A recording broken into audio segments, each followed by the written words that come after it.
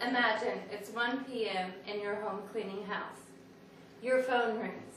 It's your daughter calling. She's crying and you can tell she's terrified.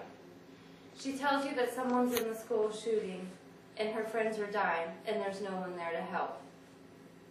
She tells you that she loves you and you start to say it back and you hear her scream and the phone is dead.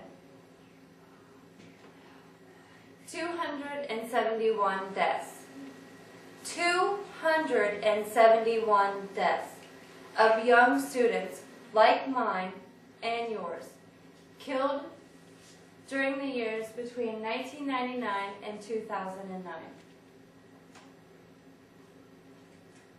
In 1999, Congress passed a zero-tolerance policy.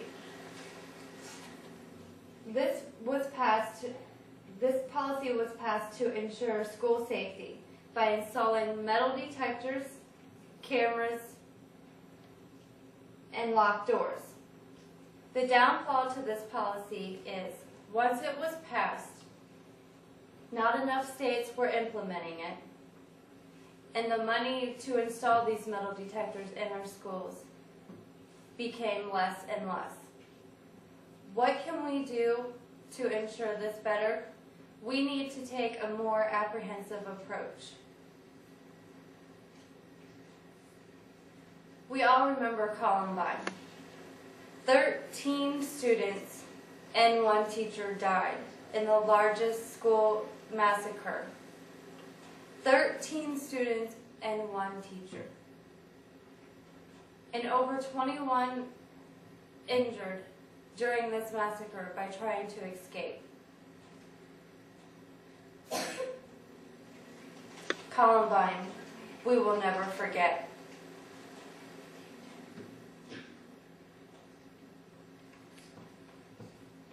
In 1999, we had 10 deaths in our schools due to shootings or stabbings.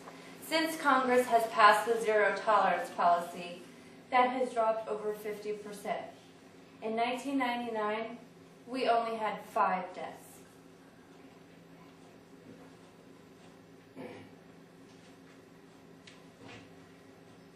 There are 28 states that have adopted the zero-tolerance policy, and 19 states have adopted the anti-bullying policy. Now you ask yourself, what would it cost us, the taxpayers, to install these metal detectors in our schools? Nothing. How can that be?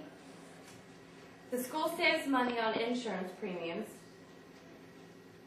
reduce insurance claims, and believe it or not, it lowers the school's budget. In my interview with Miss Heidi from Kenton Ridge, I asked her, do you currently have metal detectors in your school? She told me no. I asked her if she felt safe in her school with no metal detectors. She told me yes. My next question was this: if no metal detectors in your school, how can you ensure the safety of your students? Her reply to me was this: they have cameras in the parking lot along with teachers in the parking lot, and no student is allowed to carry a book bag to class.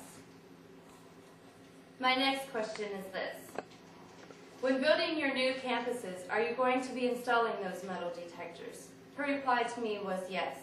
I asked why is that if she already feels secure without the metal detectors. Her reply to me was to ensure the safety of our staff and students. You have no metal detectors now. Why would you spend the taxpayers' money of $150,000 to install these metal detectors? She couldn't answer that.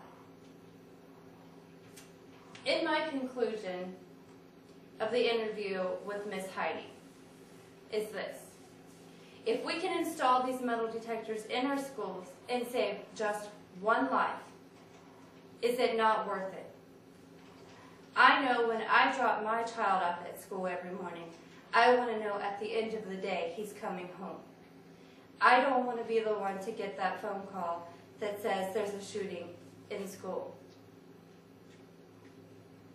So remember this: By installing these metal detectors in our schools, it can ensure the safety of our children, and we know that they're coming home at the end of the day. This could be your child calling.